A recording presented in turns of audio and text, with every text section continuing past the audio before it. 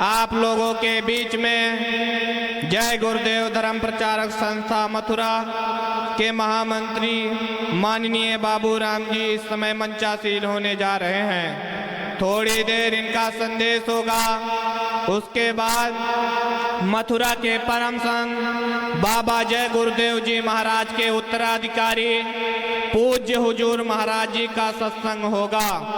जय गुरुदेव।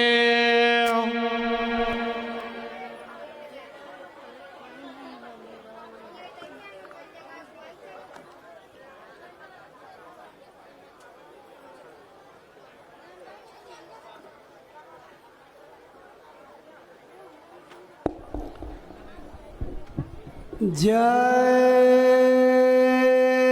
गुरुदेव।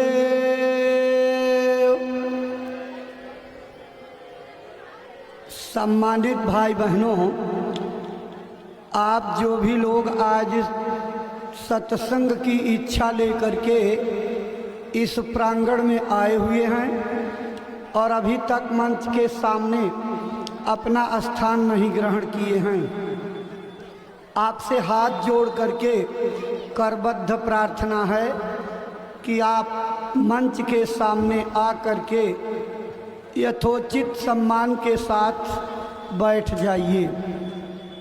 पहले भी आपको निवेदन किया गया है कि मंच के सामने से जो पंडाल के खंभों की लाइन गई है, इसके बाईं तरफ यानी आपकी तरफ से दाहिना भाग होगा।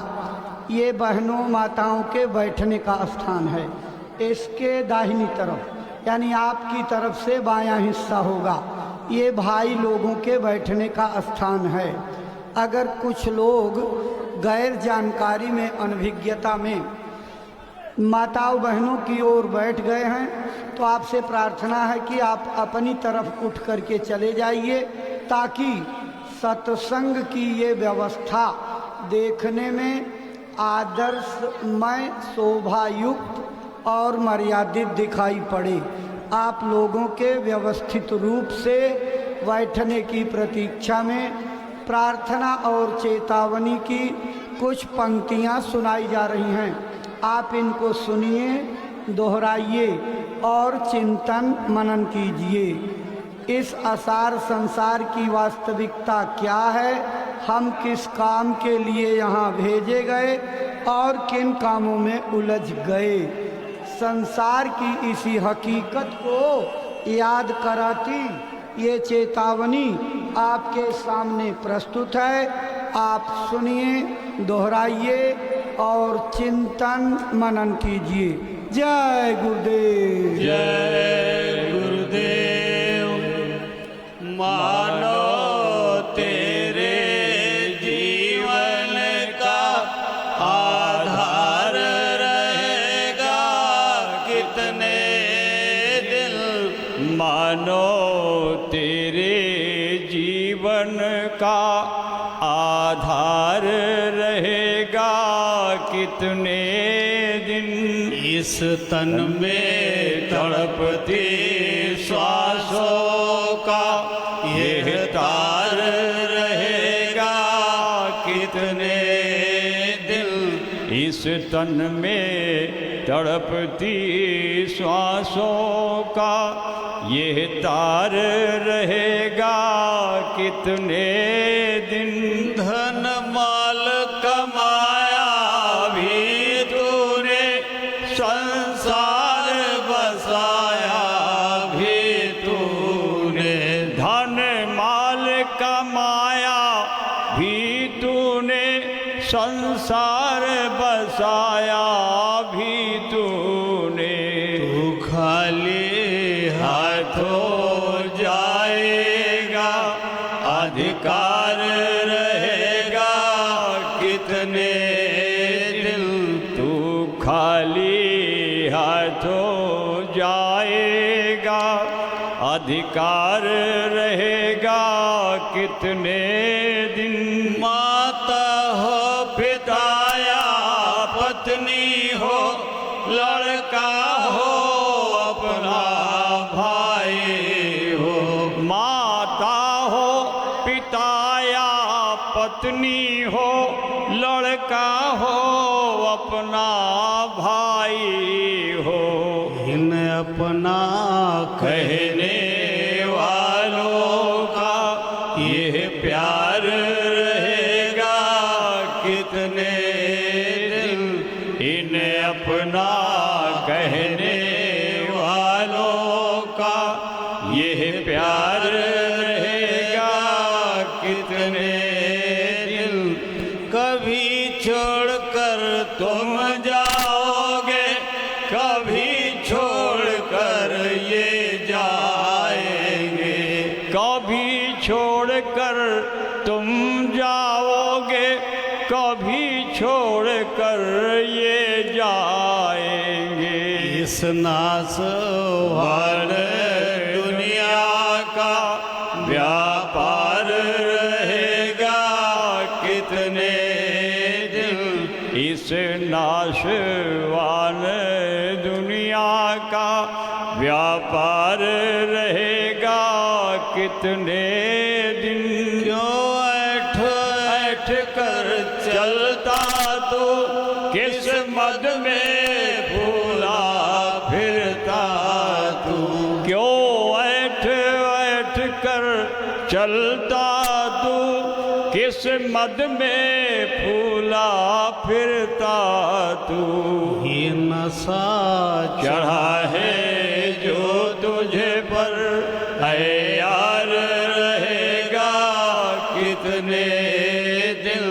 ये नशा चढ़ा है जो तुझे पर है यार रहेगा कितने दिन। इससे तो खोज गुरु की कर अब वही तुझे बतलाएंगे।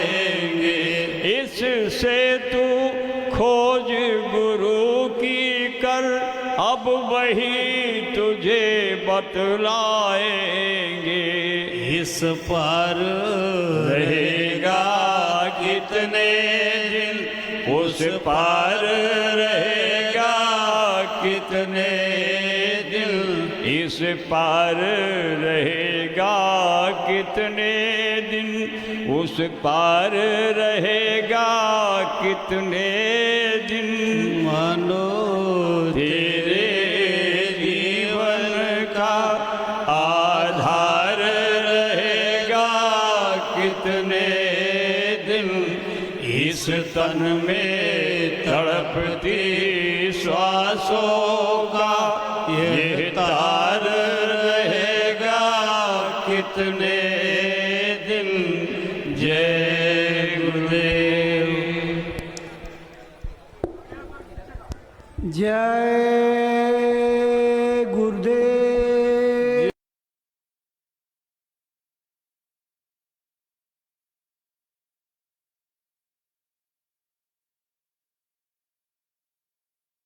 सुन रहे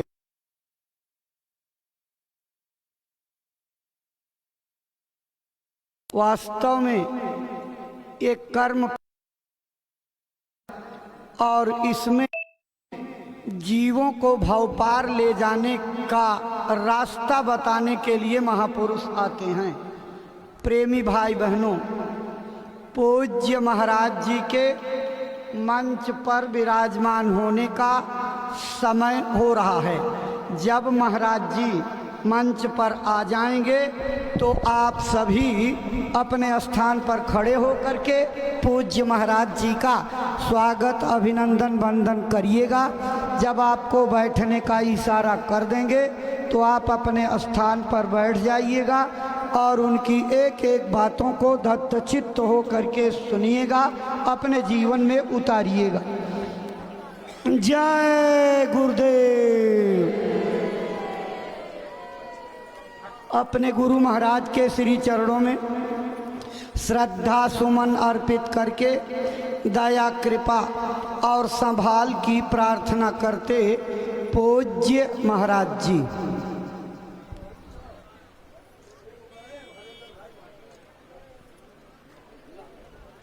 जय गुरुदेव।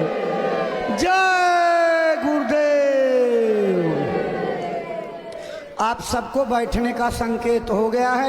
आप अपने स्थान पर बैठ जाइए। प्रेमी भाई बहनों, आप सबकी भावनाओं को इकट्ठा करके यहाँ के व्यवस्थापक सहयोगी पूज्य महाराज जी का स्वागत अभिनंदन वंदन करते हुए जय गुरुदेव।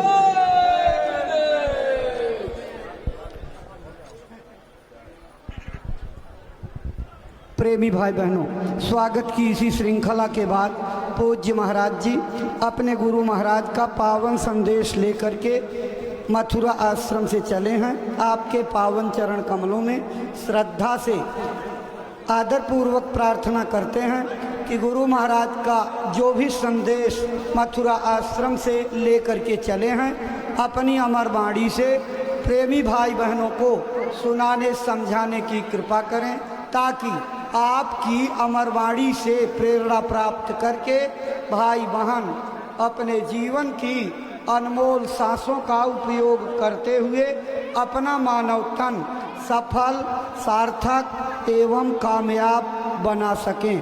परम श्रद्धेय पूज्य महाराज जी।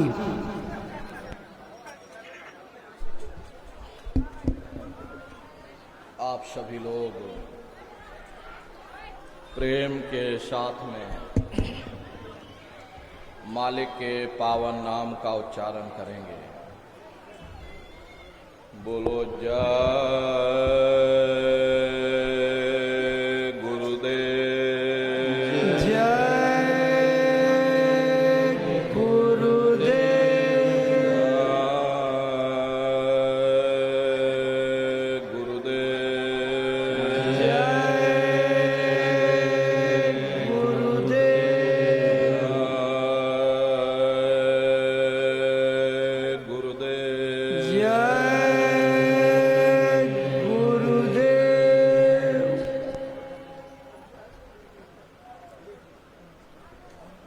सर्वत्र विराजमान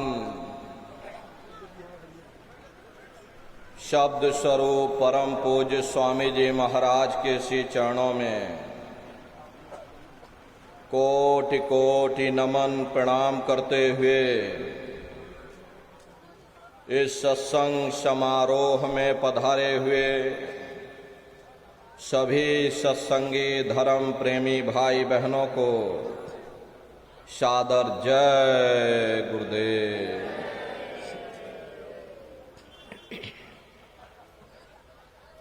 प्रेमी भाई बहनों,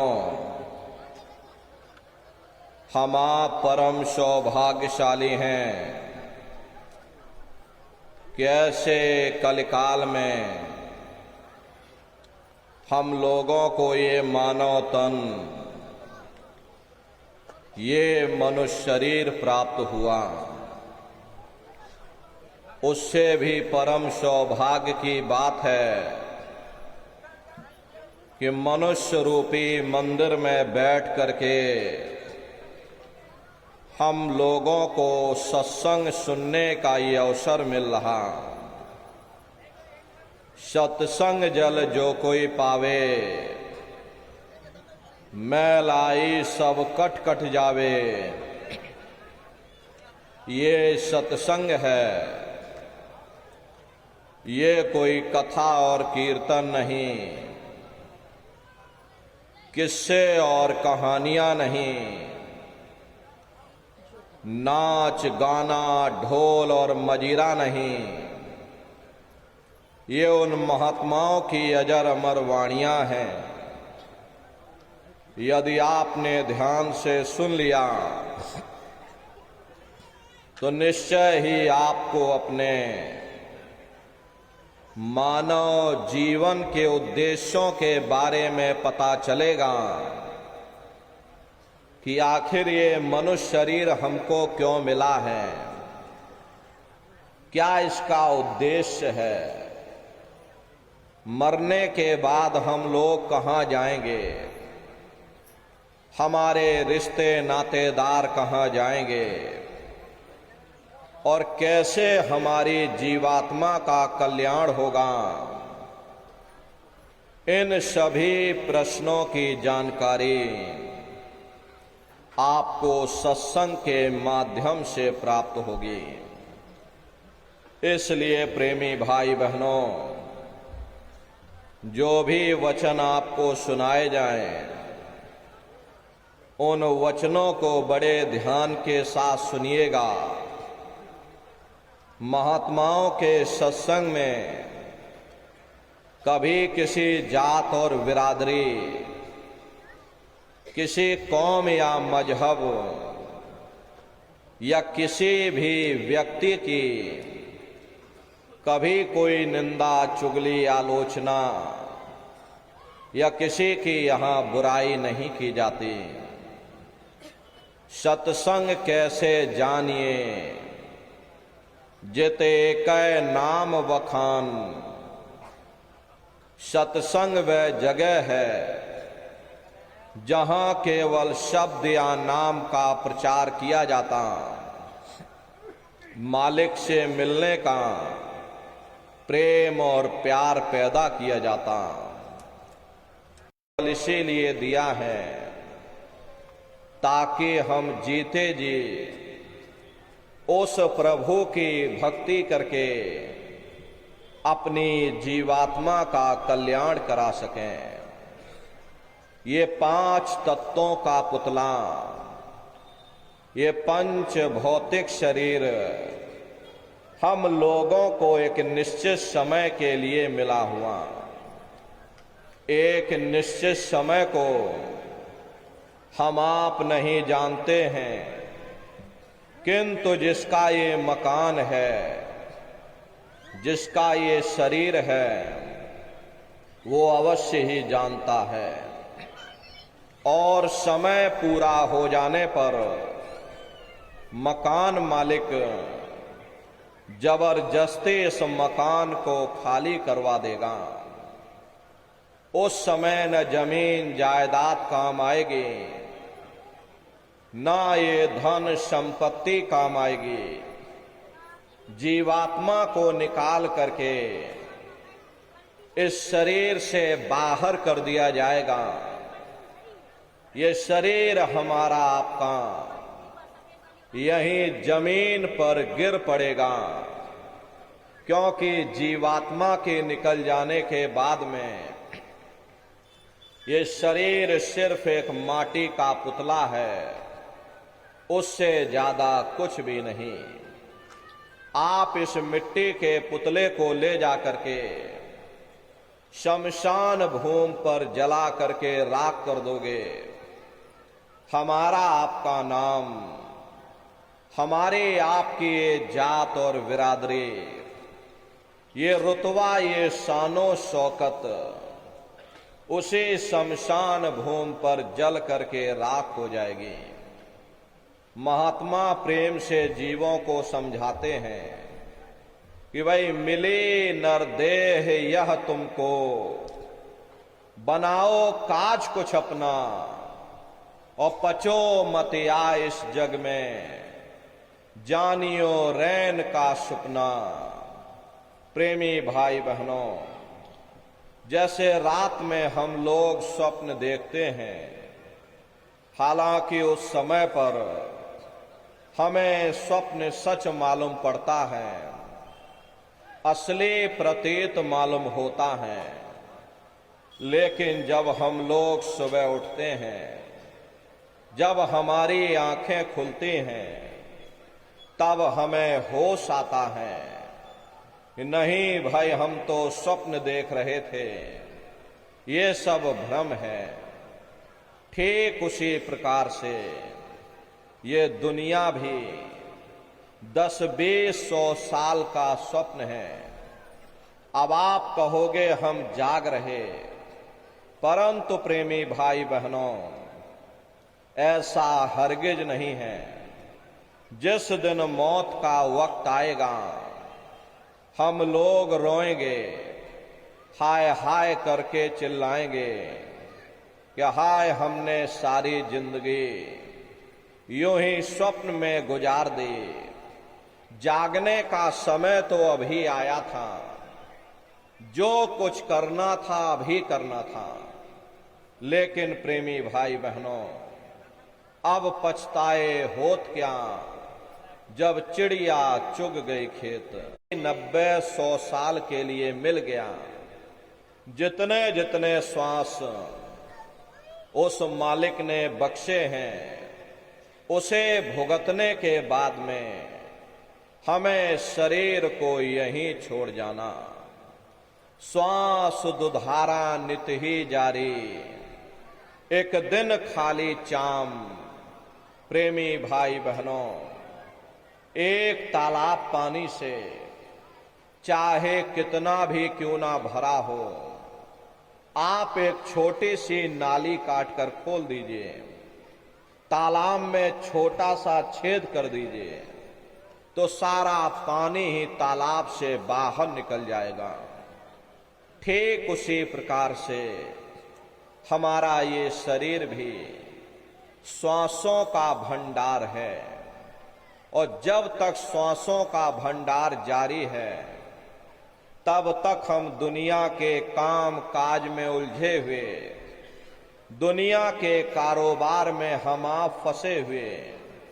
लेकिन जिस वक्त ये श्वासों का भंडार खाली होगा, हरे टेलीफोन खड़क जाएंगे, तार पहुंच जाएंगे, संदेश पहुंच जाएंगे, सब रिश्ते नातेदार, सब कुटुंब परिवार वाले, सब अड़ोस पड़ोस वाले मिनटों सेकंडों में इकट्ठा हो जाएंगे। प्रेमी भाई बहनों, जिस शरीर से तुम इतना प्रेम किया करते थे, उसे कोई एक रात भी घर में रखने को तैयार नहीं होता। कंधों पर लटका करके शमशान भूमि पर छोड़ करके आ जाते हैं। हिंदू लोग तिनका तोड़ाते हैं कि जैसे तिनका टूट गया, तेरा मेरा रिश्ता नाता टूट गया।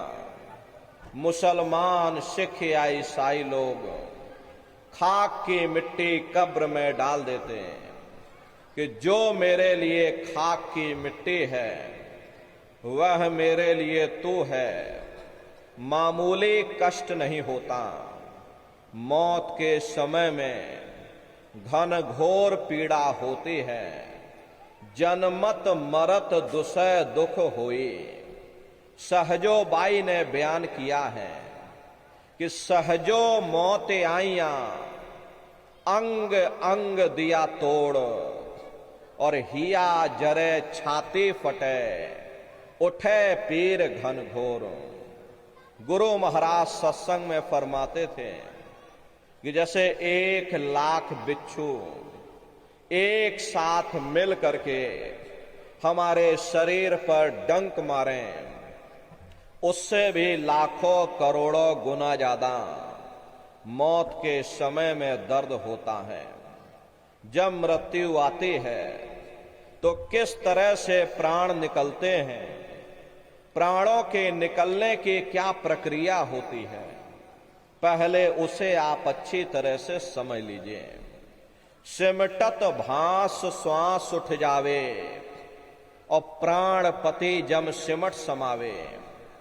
उस समय हमारी श्वासें रुक जाती हैं, शरीर की चेतना पीछे सिमटने लगती है, तो सबसे पहले गुदा चक्र टूटता है, क्योंकि गुदा चक्र में पृथ्वी का वास होता है। गुदा की पुतलियां ऊपर पलट जाती हैं, मुंह खुला का खुला रह जाता। महात्मा प्रेम से जीवों को समझाते हैं कि भाई जब यह कर्म कलाय उपजावे और बुद्धि सुरत की आन दबावे, जब यह जीवात्मा पांचों तत्वों को लांग करके जल पृथ्वी अग्नि वायु आकाश पांचों तत्वों को लांग करके ऊपर आती है, तो काल दाढ़ में आन दवानी, और जब ढरके नैनन से पानी, जब काल अपनी दाढ़ में दबाता है तो समय नेत्रों से पानी निकलता है। इंद्रियां टूट टूट करके चकनाचूर हो जाती हैं, सब रिश्ते नातेदार खड़े रह जाएंगे। डॉक्टर, वैद, हकीम सब देखते रह जाएंगे, नात, रिश्तेदार, भाई बंधु सब देखते रह जाएंगे, लेकिन उस समय आपको कोई बचा नहीं पाएगा। यमदूत आते हैं, प्राणों की डोरी को तोड़ देते हैं और जीवात्मा को खींच करके इस शरीर से बाहर कर दिया जाता। जैसे ही ये जीवात्मा शरीर से अलग हुई, ये शरीर हमारा मिट्टी हो जाता है। फिर इस मिट्टी को एक रात अपने घर में कोई रखने को तैयार नहीं होता।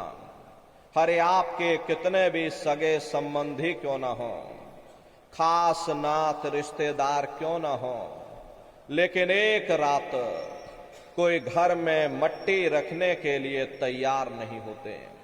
कहते भाई जल्दी करो, जल्दी करो, अब इनकी शक्ल देखने में हमको डर लग रहा, जल्दी से बाजार से कफन खरीद के लाओ, जल्दी से लकड़ियां खरीद के लाओ, अरे जल्दी से चिता तैयार करो, इनको घर में से जल्दी से उठा ले जाओ, वहीं शमशान भूमि पर जला देना।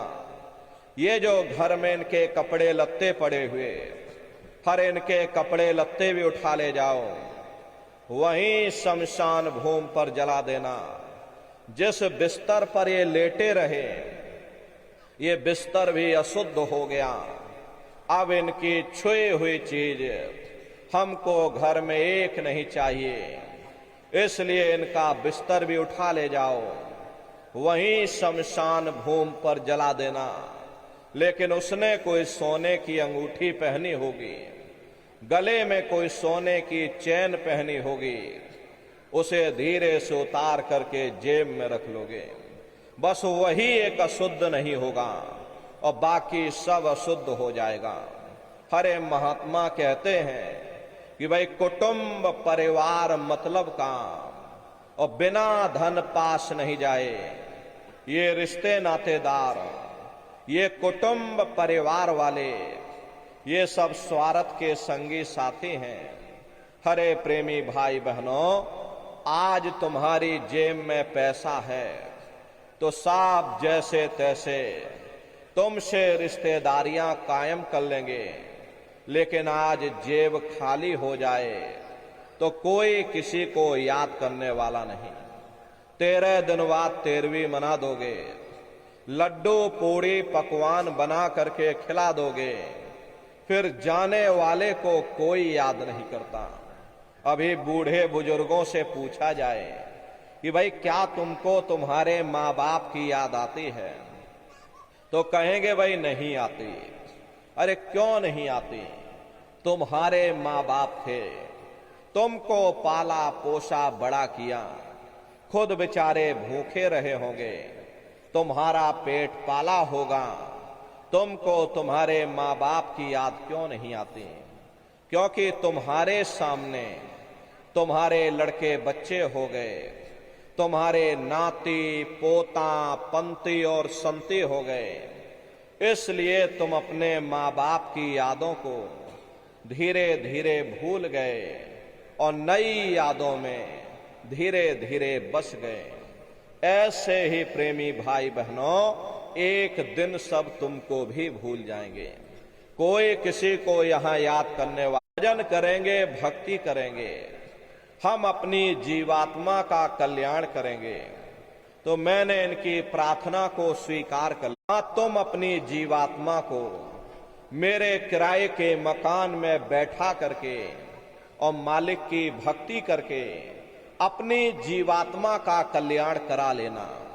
मैंने कुछ समय के लिए तुम सबको ये किराए का मकान दिया है। जब समय पूरा होगा तो मैं अपने सिपाहियों को भेजूंगा और उस समय पर तुम मेरे मकान को खाली कर देना। लेकिन इतना ध्यान रखना कि जैसा साफ सुथरा मैंने तुमको ये किराए का मकान दिया, वैसा ही साफ सुथरा तुम मुझको वापस लौटाना। लेकिन इस किराए के मकान में बैठ करके इन्होंने अच्छे बुरे कर्म कर डाले, मेरे किराए के मकान को इन्होंने अपने कर्मों से गंदा कर दिया, इसलिए कर्मों की सजा इनको मिलेगी। ले जाओ इनको फलाने नरक में डाल दो। महात्मा कभी झूठ नहीं बोलते। अरे महात्माओं ने जब साधना किया और साधना करके जब ऊपर गए और ऊपर जा करके जब उन्होंने नरकों का हाल देखा, तो हमारी आपकी जानकारी के लिए नहीं, हरे महात्मा कहते हैं कि भाई नर के अनेक और हैं, कहां लग कहूं बखान, और दुख भोगते यह जीव जो जाने जो भोग समान। कहते भाई एक नरक नहीं, ऐसे वहां पर अनेकों अनेक नरक बने हुए, अलग अलग खोटे पाप कर्मों के वहां पर अलग अलग नरक बने हुए। ये जीव अनंतों अनंत समय के लिए उन्हीं नरकों की यातनाओं को भोगता रहता। कुंभी नरक निदान यह है, पड़े जीव जग जाए और सिर समेत डूबा रहे, सदा नरक के माही। देखो धूप में बैठे या छाया में बैठा दो, तो पीछे से जाओ, सबको छाया में बैठाओ। या प्रेमी भाई बहनों, कुंभी कहते हैं घड़े के आकार का बड़ा विशाल नरक बना हुआ, दुनिया भर का मवाद उसमें भरा, बड़े भारी बदबू उसमें से आते हैं, जीवों को उसी में डाल दिया जाता। जब ही नरक सिर ऊपर काढ़े और तब ऊपर जूते जम मारे, जैसे ही ये जीव श्वास लेने के लिए अपने सिर को बाहर निकालता है, ऊपर यमदूत खड़े रहते हैं, नोकदार भालों से प्रहार कर देते, जीव फिर उसी में डूब जाता है, युगों युगों तक डूबा रहता है। कुंभी नरक कल्प लो वासा, और मुख में नरक नाक में श्वासा। कल्प लो वासा यानी 1000 चौकड़ी युग तक एक कल्प होता है, और कल्प लो वासा यानी युगों युगों तक यही जीव नरकों की यातनाओं को भोगता रहता। और नरकों की यातनाओं को भोगने के बाद में इसी जीवात्मा को सीधे मनुष्य शरीर नहीं दिया जाता, बल्कि इसे 4 खान 84 लाख योनियों में डाल दिया जाता। जैसे बच्चा होता है, बच्चा पहले कक्षा 1 पास करता है और फिर कक्षा 2 में जाता है। इसी तरह प्रेमी भाई बहनों, वहां भी अलग अलग खाने बने हुए, नरकों की यातनाओं को भोगने के बाद में इन्हीं जीवात्माओं को 4 खान 84 लाख योनियों में डाल दिया जाता। ये 4 खान 84 लाख योनियां, ये कोई मामूली योनियां नहीं होती। 4 खान का मतलब होता है अंडज पिंडज उपमज स्थावर, ये 4 खाने होती हैं। पहली श्रेणी इन पेड़ पौधों की आती है जिनके अंदर पानी का तत्व मौजूद होता है। कभी ये भी मनुष्य हुआ करते थे, लेकिन आज अपने कर्मों का भोग पा रहे एक जगह पर बेचारे खड़े हुए। दूसरी श्रेणी कीड़े मकोड़ों की आती है जिनके अंदर पृथ्वी और अग्नि का तत्व मौजूद होता है। तीसरी श्रेणी पंछियों की आती है, चौथी चौपाए जानवरों की आती है, और 5वीं स्वयं इंसान की आती है जिसके अंदर 5 तत्व जल पृथ्वी अग्नि वायु आकाश 5 तत्व मौजूद होते हैं। प्रेमी भाई बहनों, ये 4 खाने हैं, इनकी अलग अलग कुल 84 लाख योनियां होती हैं।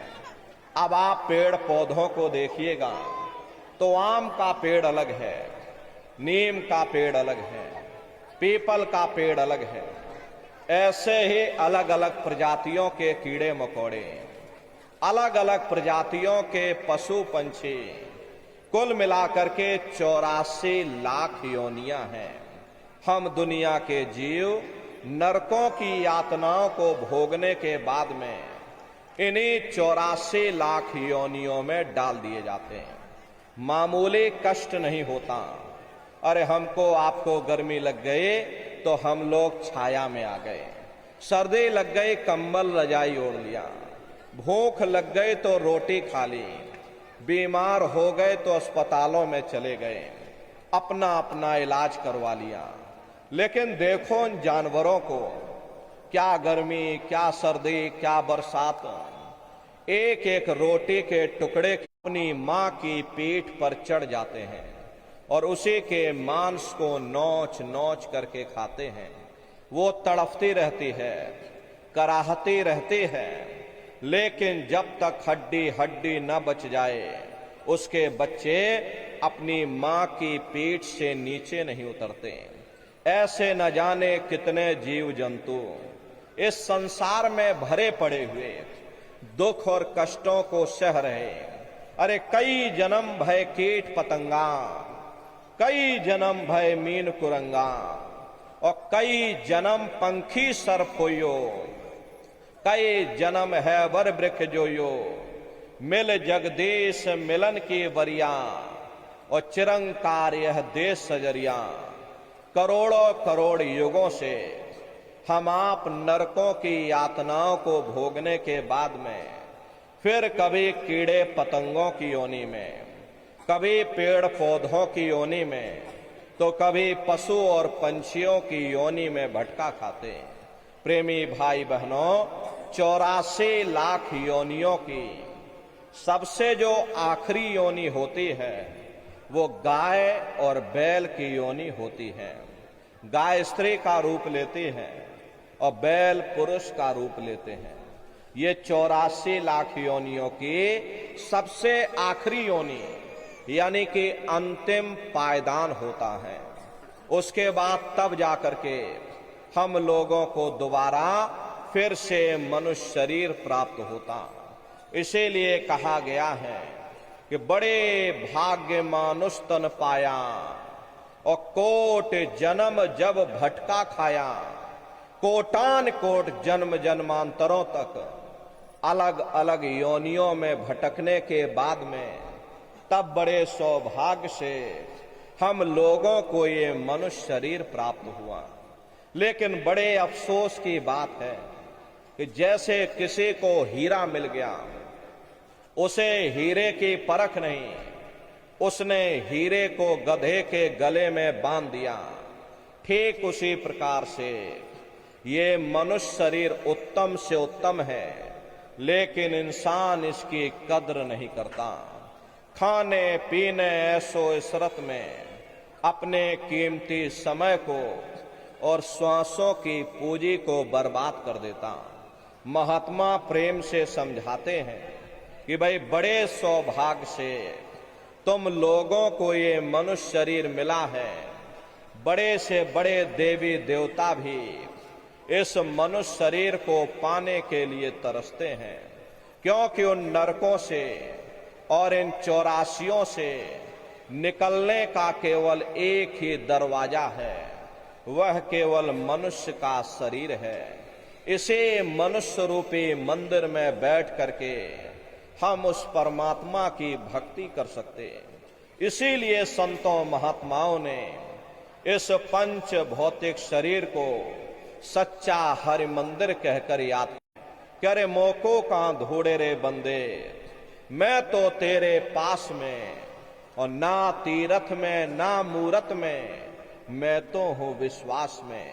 बनाने की किताब सारी उम्र बैठ करके पढ़ते ही रहोगे कि भाई खाना ऐसे बनता है और खाना वैसे बनता है, खाने में नमक डाला जाता है और खाने में तेल डाला जाता है, तो कभी तुम्हारा पेट नहीं भर सकता जब तक आप खाना बनाओगे नहीं, उसे स्वयं खाओगे नहीं, कभी तुम्हारा पेट नहीं भर सकता। हम वेदों की निंदा नहीं करते, हम ग्रंथों की निंदा नहीं करते, हम गीता, कुरान और बाइबल की निंदा नहीं करते।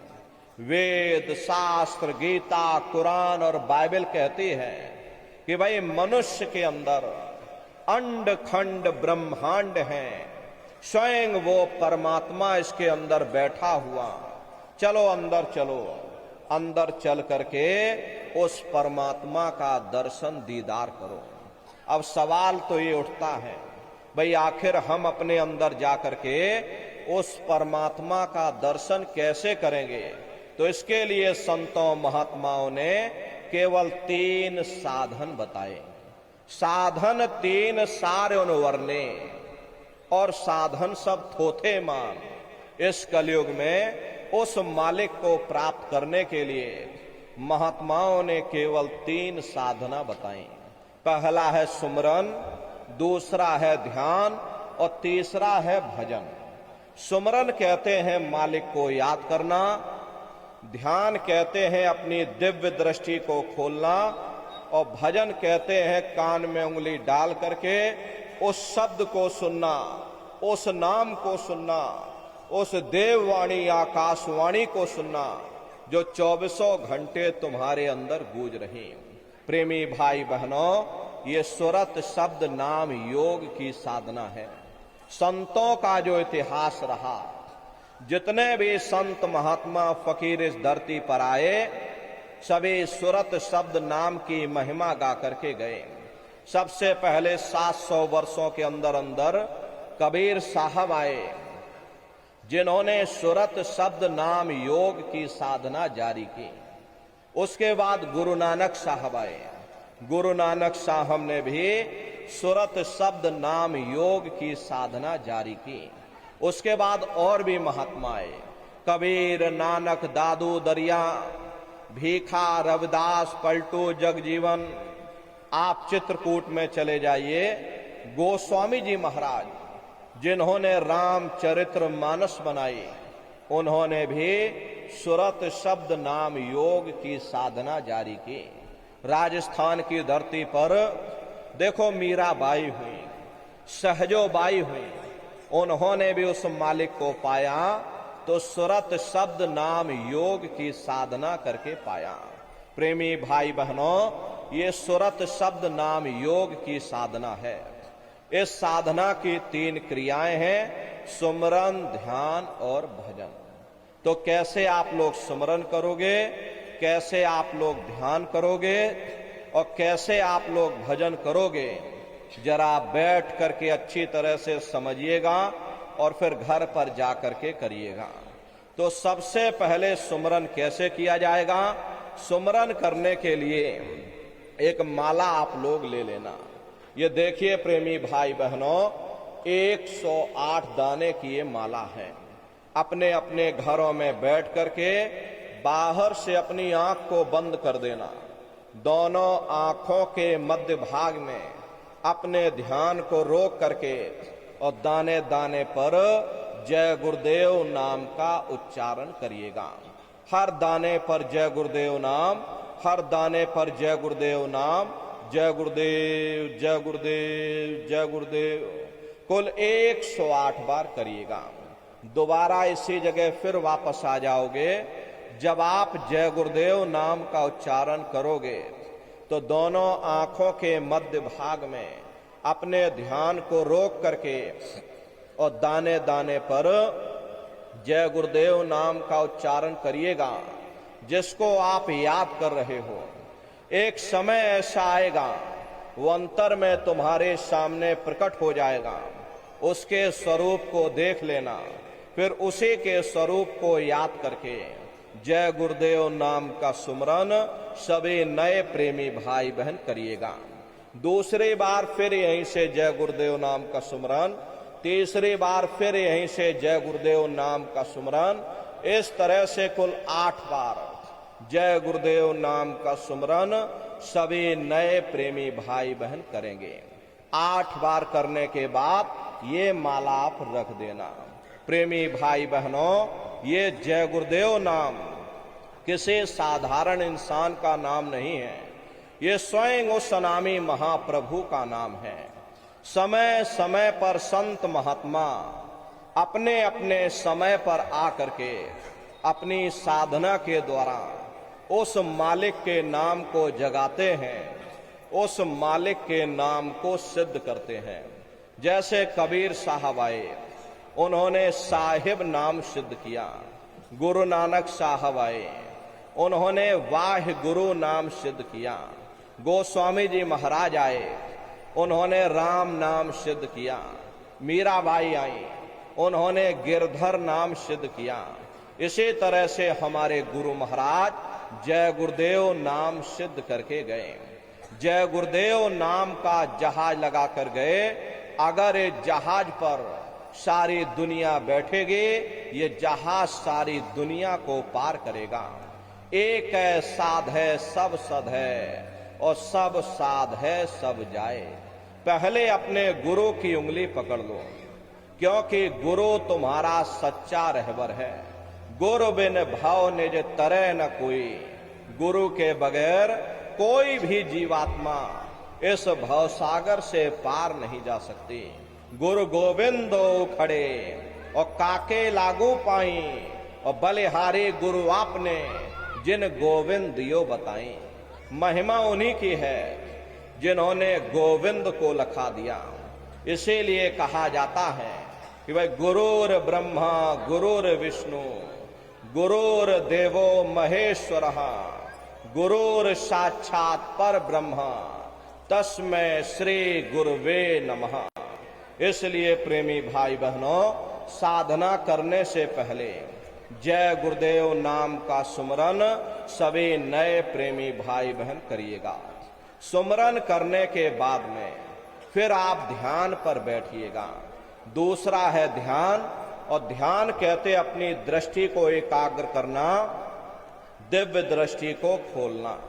तो कैसे आप लोग ध्यान करोगे, जरा अच्छी तरह से समझ लो। अपने अपने घरों में पलथी मार करके आप लोग बैठिएगा। शरीर को टाइट मत करना। बहुत से लोग क्या करते हैं कि ध्यान के समय अपने शरीर को बिल्कुल टाइट कर देते हैं। यदि आप अपने शरीर को टाइट कर दोगे तो ये शरीर आपका थक जाएगा और फिर शरीर ढीला पड़ जाएगा, फिर आप जैसे के तैसे हो जाओगे। इसलिए पहले से ही अपने शरीर को बिल्कुल ढीला छोड़ देना। जितना आराम से आप लोग बैठोगे उतना आपके लिए अच्छा रहेगा।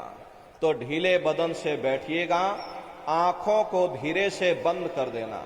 इन आंखों पर भी कोई जोर मत देना। जैसे सोते समय धीरे से आंख को बंद करते हो, ऐसे ही धीरे से आंख को बंद कर देना। दोनों आंखों के मध्य भाग में दूर सामने देखिएगा। सामने आपको अंधेरा दिखाई पड़ेगा। बस उसी अंधेरे में एक जगह पर आप अपनी दृष्टि को एकाग्र करिएगा। होशियारी यही रहे, ये आंखों की पुतलियां हिलने ना पाए।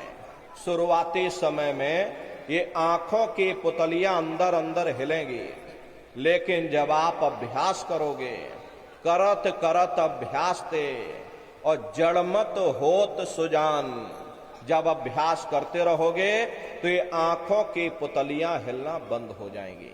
तो दूर सामने अंधेरे में एक जगह पर अपनी दृष्टि को रोकिएगा, या उस अंधेरे को ही आप देखते रहना। दृष्टि अपने आप एकाग्र हो जाएगी।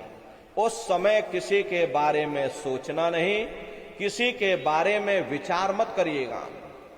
शरीर को बिल्कुल हिलाना डुलाना नहीं, शून्य हो करके बस सामने अंधेरे को देखते रहो।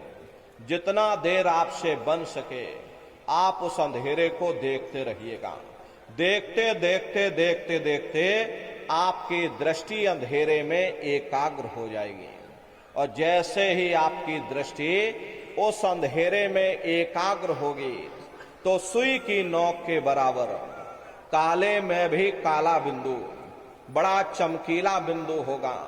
तारे की तरह चमचम चमचम चमकेगा, वो सामने आपको दिखाई पड़ जाएगा। जब वो चमकदार बिंदु सामने दिखाई पड़ जाए तब आप अपनी दृष्टि को उस बिंदु पर एकाग्र करिएगा।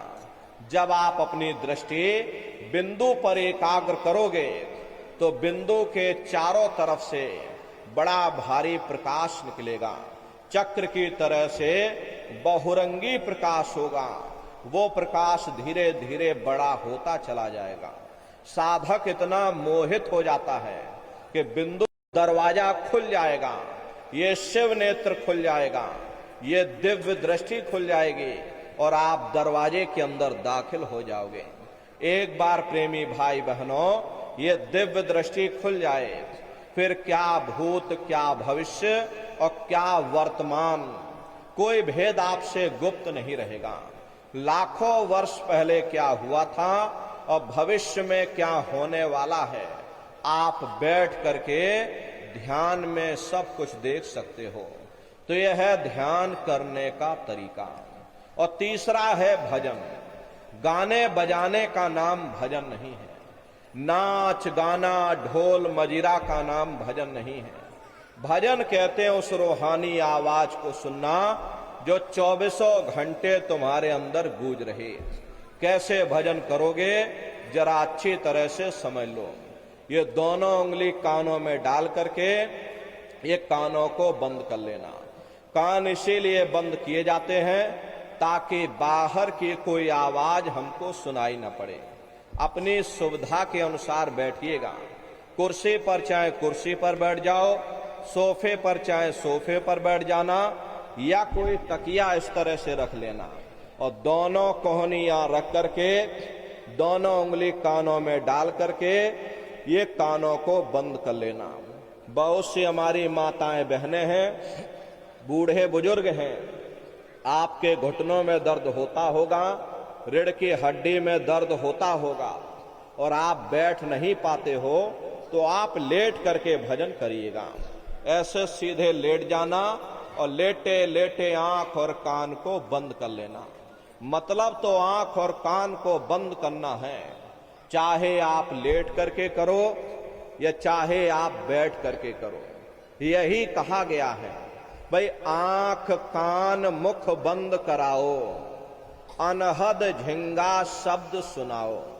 यानी पहले अपनी आंख को बंद करो, अपने मुख को बंद करो, दोनों उंगली कानों में डाल करके ये कानों को बंद कर लो और ऊंचे से ऊंचा ध्यान दे करके उस आवाज को सुनने की कोशिश करो। प्रेमी भाई बहनों, जब आप अपने कानों को बंद करके ऊंचा ध्यान दे करके गौर से सुनोगे तो आपको ऐसा अनुभव होगा कि कहीं सीटी जैसी आवाज हमारे कानों में बज रही। टी, इस तरह से सीटी जैसी आवाज शुरू में आप सभी को सुनाई पड़ेगी। और पंडित भया न कोई, और 2.5 अक्षर प्रेम का पढ़े सो पंडित होई। दुनिया वाले कहते हैं कि 2.5 अक्षर का मतलब प्रेम है, प्रेम नहीं है। प्रेम में तो मात्रा लगी हुई। यहां पर जिन वीरों ने कलमा कहा, उसी घंटे संग की आवाज को ईसा मसीह साहब ने वर्ड या लागश कहकर याद किया। उसी घंटे संग की आवाज को गुरु नानक साहब ने अनहद वाणी कहकर याद किया। चीन में जो महात्मा हुए उन्होंने इसको ताओ कहकर याद किया और हिंदू महात्माओं ने इसे देववाणी आकाशवाणी कहकर याद किया।